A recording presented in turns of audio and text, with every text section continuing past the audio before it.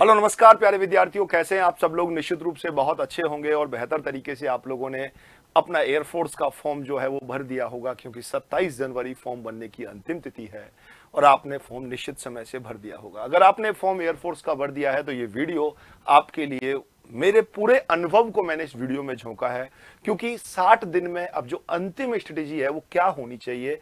अगर आपने ऐसा पढ़ा, अगर इस तरीके से आप चलते हुए चले, डेफिनेटली आप एग्जाम क्रैक करेंगे। और ये बेहतर तरीके से आप लोगों को अंत तक इस वीडियो को आप लोगों को देखना है। इस वीडियो के माध्यम से मैं किन किन टॉपिक्स को कवर करूंगा। जो विद्यार्थियों के प्रश्न रहते हैं कि सर थ्योरी पढ़ें या हम मॉक टेस्ट दें, मॉक टेस्ट में भी फुल लेंथ टेस्ट दें या हम टॉपिक वाइज टेस्ट दें, या डेली का मेरा टाइम टेबल क्या होना चाहिए, डेली का रूटीन क्या होना चाहिए। यानी कि मेरा मानना है कि सारी बातें जो 22 मार्च तक के लिए हैं वो मैंने यहां पर आपके लिए शेड्यूल की है। सारी बातें अपने अनुभव के आधार पर आप लोगों को पेश कर रहा हूं।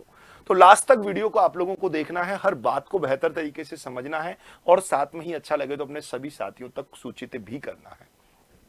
तो चलते हैं। सबसे पहली बात कि सर थ्योरी पढ़ें तो क्या पढ़ें और कैसे पढ़ें। देखो मेरे दोस्तों, सबसे पहले आप चाहे एयरफोर्स एक्स ग्रुप की तैयारी कर रहे हैं, चाहे आप वाई ग्रुप की तैयारी कर रहे हैं या एक्स वाई बोथ की कर रहे हैं, तो उसका सिलेबस आपके पास होना चाहिए। आपको यह पता होना बहुत जरूरी है, अगर वाई ग्रुप पढ़ रहे हैं तो कौन सी टॉपिक पर कितना ज्यादा आपको फोकस करने की जरूरत है। पता चल रहा है कि आप मैथ्स ही मैथ्स पढ़ रहे हैं वाई ग्रुप में और क्वेश्चंस आ रहे हैं 6, तो वो न्याय संगत नहीं है। या आप एक ऐसा टॉपिक पढ़ रहे हैं जो एक्स ग्रुप की मैथ्स का है पर लेकिन वो काम का ही नहीं है। यानी कि मोस्ट इंपोर्टेंट टॉपिक्स जहां से क्वेश्चंस ज्यादा से ज्यादा पूछे जाते हैं वो सब आपको पता लगेगा आपके टीचर्स के टच होने से। यानी कि कोई आप मेरे से सुबह प्रतिदिन 9 बजे मैथ्स पढ़ रहा है यूट्यूब के माध्यम से, चाहे भली मान लीजिएगा, तो उसको पता रहेगा कि ये टॉपिक बहुत इंपॉर्टेंट है। सर बार बार कह रहे हैं कि इस पैटर्न के क्वेश्चंस आते हैं, तो यानी पैटर्न पर और उस थ्योरी को और उस कंसेप्ट को बहुत अच्छी तरीके से पढ़ने की आवश्यकता है। आप केवल क्वेश्चंस कर रहे हैं, आपको कंसेप्ट नहीं आ रहा है, तो देन बहुत बड़ी प्रॉब्लम का मैटर है। इंग्लिश में भी थ्योरी का बहुत बड़ा रोल है, थ्योरी आपको पढ़नी चाहिए और अभी वक्त है थ्योरी पढ़ने का। मैं आपसे कहूंगा कि भाई अभी देखो, एक एक टॉपिक को पकड़ लीजिएगा, आप एक एक टॉपिक वाइज आप टॉपिक पकड़ लीजिएगा और आप उन टॉपिक्स की थ्योरी को पढ़ते हुए चलेगा। थ्योरी के साथ साथ आपको उन टॉपिक वाइज टेस्ट देने की भी जरूरत है। मान लीजिएगा आपने टॉपिक पढ़ा टेंस या टॉपिक पढ़ा इंग्लिश में वर्ब, तो उस वर्ब का आप प्रैक्टिस कीजिएगा। जैसे ही आपने थ्योरी पढ़ी, थ्योरी पढ़ने के बाद आपको प्रैक्टिस देने की आवश्यकता है। 15 क्वेश्चंस का 20 क्वेश्चंस का एक बंच आपने लगाया और आपने बेहतर तरीके से उस बंच को साथ में ही लेना है, काम करना है और देन उसके बाद आपको उस पर टेस्ट लगाना है और अच्छे से आपको काम करने की आवश्यकता है। अगर आप डायरेक्ट फुल लेंथ टेस्ट लगा रहे हैं तो गड़बड़ काम कर रहे हैं। आपने सिलेबस पहले पढ़ रखा है, आप पहले एग्जाम दे चुके हैं, तो आपको डबल जिम्मेदारी है आपके पास। टॉपिक वाइज भी लेकर चलना है और आपको फुल लेंथ टेस्ट वीकली लगाना है। 7 डेज में कम से कम 7 डेज में 1 से 2 फुल टेस्ट भी लगाने हैं, अगर आप ओल्ड स्टूडेंट हैं तो। ये बात है ओल्ड स्टूडेंट के लिए। ओल्ड स्टूडेंट को ये तो डेली करना ही करना है, टॉपिक पढ़ो, डेली टॉपिक टेस्ट दो, साथ में ही 1 से 2 फुल लेंथ टेस्ट भी अभी से ही आपको लगाना प्रारंभ कर देना चाहिए साथ में ही। और टॉपिक आपको क्लियर करते हुए चलना है, आपको एनालिसिस करना है। जैसे मान लीजिएगा आपने टेस्ट दिया और टेस्ट में आपसे कोई भी टॉपिक है डिफरेंशिएशन, उसका क्वेश्चन से नहीं हो रहा है, तो अब डिफरेंशिएशन टॉपिक की थ्योरी पढ़कर आओ, उसके टॉपिक वाइज टेस्ट दो, फिर दोबारा से फुल लेंथ टेस्ट में आओ, तो वो टॉपिक आपका क्लियर हो जाएगा, वो क्वेश्चन आपका गलत नहीं होगा। एक रणनीति के साथ काम चलना है। सर मेरी डेली का टाइम टेबल क्या होना चाहिए, ये एक व्यक्ति से व्यक्ति पर ही निर्भर करता है। पहली बात किस चीज का निर्भर करता है कि मैं आपसे कहूं कि आप रोज रात को बहुत ज्यादा जग करके पढ़ो। आपकी आदत है रोज आप 2 बजे जग कर पढ़ सकते हैं, 3 बजे जग कर पढ़ते हैं, 4 बजे जग कर पढ़ते हैं, कईयों की सीटिंग पर। या मैं आपसे कहूं आप 4 बजे जग कर पढ़िएगा, कई बच्चे तो 4 बजे सोने की आदत है उनकी। आप कब बेस्ट पढ़ सकते हैं, ऐसा कोई भी इसकी बातें नहीं है कि सुबह जगने से ही सिलेक्शन होता है या रात्रि के जगने से ही सिलेक्शन होता है या दिन के पढ़ने से ही सिलेक्शन होता है या रात के पढ़ने से ही सिलेक्शन होता है। सिलेक्शन पढ़ने से होता है। आप अपना समय खुद के अनुसार सुनियोजित करें, साथ में ही ये ध्यान रखें आप डेली पढ़ें, भाई डेली पढ़ें। कम से कम आपको प्रतिदिन, कम से कम प्रतिदिन आपको मैं कह रहा हूं 1 किलोमीटर अगर आप नहीं दौड़ना नहीं है, आपको क्या करना है, मेडिटेशन करना है और मेडिटेशन करने के 1 किलोमीटर या आधी किलोमीटर का वॉक डेली करना, सुबह जगते ही घूमना है आपको। सबसे पहला आपके जीवन में ये काम होना चाहिए। आपको अगर आप इतना नहीं कर पा रहे हैं तो कम से कम 500 से 800 मीटर, 500 से 800 मीटर का आपका वॉक होना चाहिए।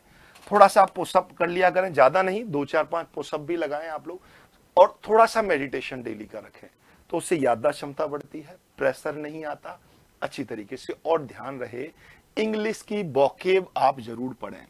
इंग्लिश में वोकेब आपको डेली पढ़ना है, और मैथ्स में फॉर्मूलों का एक अलग से आपको एक बंच कॉपी बनाना है, फिजिक्स में अलग से फॉर्मूले, जीके के कुछ ऐसे टिप्स, एक अलग से आपके पास शॉर्ट्स नोट होने चाहिए।